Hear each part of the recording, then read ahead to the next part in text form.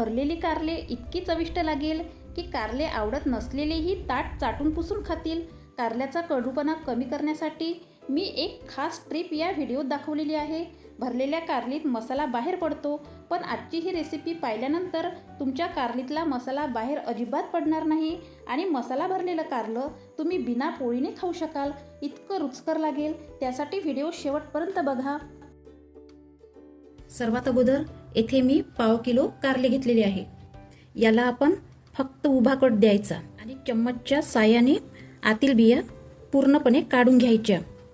असा कट केल्याने महत्त्वाचं म्हणजे रशात मसाला पडत नाही. दुसरी गोष्ट म्हणजे मसाला व्यवस्थित आतपर्यंत भरला जातो आणि कारल्याची चव प्रत्येक घासाघासात येते. आणि तुम्ही जर कारल्याचे 4 भाग केले तर मसाला मात्र नक्की रशात पडला जातो आणि कारल्यात मसाला राहत नाही.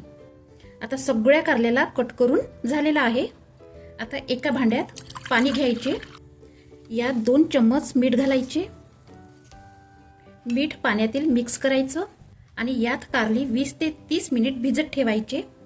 याने कारल्यातील काय होतं, कडूपणा पूर्णपणे निघून जातो. यात हळद घालायची अजिबात गरज नाही. तुम्हाला हळद घालायची असेल तर मसाल्यात घाला. तोपर्यंत कारल्यात भरण्यासाठी मसाला बनवून घेऊ. 2 चम्मच भाजलेल्या शेंगदाण्याची पूड घालायची. 2 चम्मच भाजलेल्या खोबऱ्याची पूड. 2 चम्मच भाजलेल्या तिळाची पूड आणि 2 चम्मच भाजलेले बेसन घालायचे. बेसन भाजल्याने मसाल्याला बाइंडिंग छान येते. आता यामध्ये काही सुके मसाले घालूया. 1 चम्मच धनेपूड, 1 चम्मच लाल तिखट, अर्धा चम्मच जिरेपूड, अर्धा चम्मच हळद, 1 चम्मच गरम मसाला, 1 चम्मच आमचूर पावडर. याने कारल्याचा कडूपणा निघून जातो. चवीपुरतं मीठ, 1 चम्मच गूळ किसून घालायचा आणि 1 पळी तेल घालायचं. मसाला एकजीव करण्यासाठी घालायचं. आता सगळे मसाले मिक्स करून घेऊया. यात पाणी मात्र अजिबात घालायचे नाही. यात आपण शेंगदाण्याची पूड घातली, तिळाची पूड आणि खोबऱ्याची पूड घातली आणि वरून 1 पळी तेलही घातले. त्यामुळे या मसाल्यात ऑलरेडी तेल राहते. बघा, मसाला आपला छान ओलसर झालेला आहे. 20 ते 30 मिनिट कारली पाण्यात ठेवली होती. आता ही कारली पाण्याच्या बाहेर काढून घेऊया. आता या सगळ्या कारल्यात आपण मसाला भरून घेऊ. मसाला या पद्धतीने भरायचा म्हणजे कारलं चवीला छान लागणार. मसाला भरून झाला की हलक्या हाताने मसाला कारल्यातील असा दाबून घ्यायचा. याच पद्धतीने बाकीच्या कारल्यात सुद्धा असाच मसाला भरून घेऊ. तुम्ही कारल्याचे 4 भाग केले असते तर मसाला कारल्यात राहिला नसता, पूर्णपणे रशात उतरला असता. आता एका पसरट पॅनमध्ये 2 पळी तेल घालायचं. तेल गरम झाले की तेलात कारले घालून 3 ते 4 मिनिट अर्धवट कारली शिजली पाहिजे असे शॅलो फ्राय करून घ्यायचे. यावर झाकण ठेवायचं आणि गॅस मात्र स्लो ठेवायची.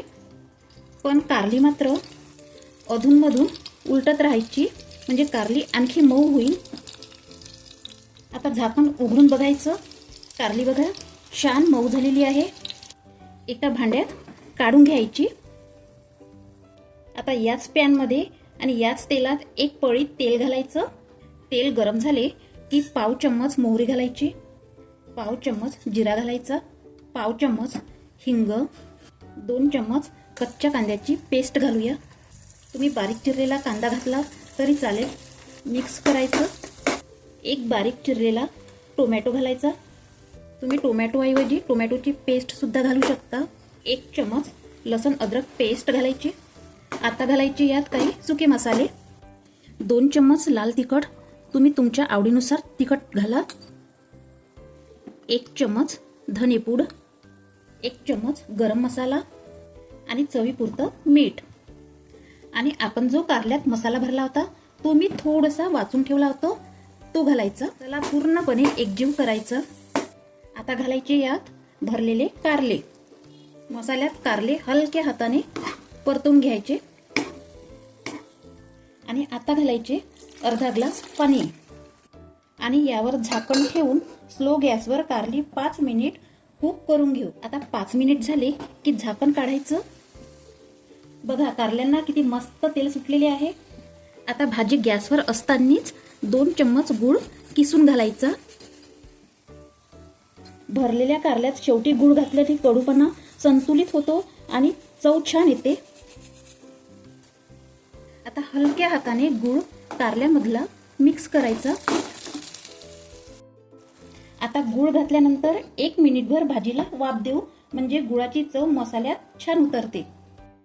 बघा आपल्या भरलेल्या कारलीला छान मऊपणा आलेला आहे आणि मसाल्यामध्ये कारली छान मुरलेली आहे. आता गॅस बंद करायची. आता गरमागरम मसालेदार कारले सर्व करूया. कारल्याचा कडवटपणा कमी होऊन मसाल्याची चव अप्रतिम आलेली आहे.